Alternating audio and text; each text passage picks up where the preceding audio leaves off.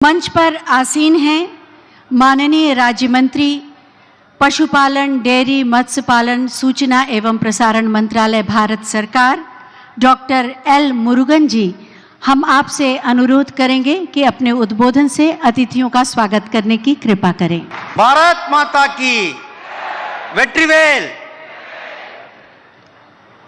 காசி தமிழ் சங்கமம் இந்த இரண்டாவது காசி தமிழ் சங்கத்தை தொடங்கி வைத்து இன்றைக்கு விழா பேருரை ஆற்ற வருகை தந்திருக்கின்ற யாதும் ஊரே யாவரும் கேளீர் என்று ஐநா சபையில் முழங்கி தமிழ் உலகத்திலேயே தொன்மையான மொழி என்று திருக்குறளை இன்றைக்கு உலகம் முழுவதும் எடுத்து சென்று பப்புவா கினியா நாட்டில் நம்மளுடைய திருக்குறளை அந்த நாட்டில் மொழிபெயர்த்து திருக்குறளை வெளியிட்டு இன்றைக்கு தமிழருக்கு ஒரு மிகப்பெரிய பெருமை சேர்த்து கொண்டிருக்கின்ற நம்மளுடைய உலகத் தலைவர், உலகம் போற்றுகின்ற உத்தமர், மாண்புமிகு பாரத பிரதமர் திரு நரேந்திர மோடிஜி அவர்களே,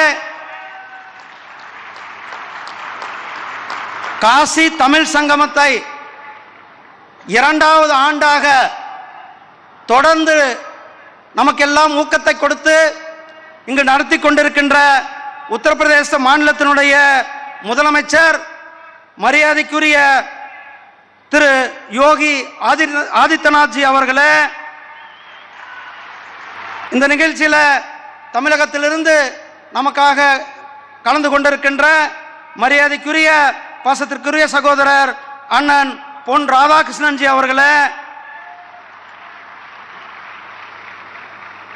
பாரதிய ஜனதா கட்சியினுடைய மாநில தலைவர் பாசத்திற்குரிய சகோதரர் திரு கே அண்ணாமலை அவர்களே,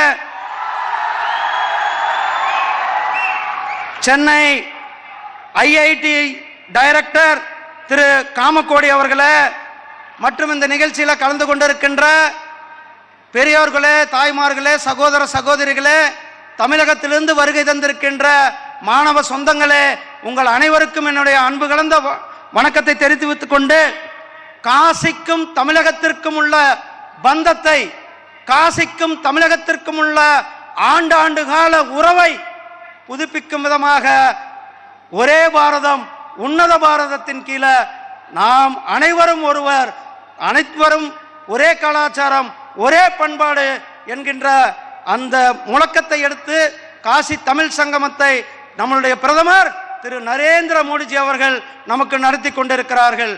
காசிக்கும் ராமேஸ்வரத்திற்கும் உள்ள தொடர்பு, காசிக்கும் தென் காசிக்கும் உள்ள தொடர்பு, காசிக்கும் சிவகாசிக்கும் உள்ள தொடர்பு, காசியினுடைய நம்மளுடைய பாண்டிய மன்னர் இங்கு வந்து நம்மளுடைய லிங்கத்தை எடுத்து செல்வதற்காக வந்தவர். ஆனால் அந்த வண்டி நகர முடியாதனால அந்த பிரஸ்தியை சிலையை இங்கே ஒரு ஐதீகம் உண்டு, நகரத்தார்கள் இங்கு காசியில் அந்த காசி விஸ்வநாதர் கோயிலை மேம்படுத்துவதற்கு அந்த காலத்திலிருந்து அவர்களுடைய பங்கு உண்டு. இன்றைக்கு காசி தமிழ் சங்கமத்தை நம்முடைய பிரதமர் திரு நரேந்திர மோடிஜி அவர்கள் காசியினுடைய ராமேஸ்வரத்தினுடைய தமிழகத்தினுடைய தொடர்பை வலுப்படுத்தியிருக்கிறார்.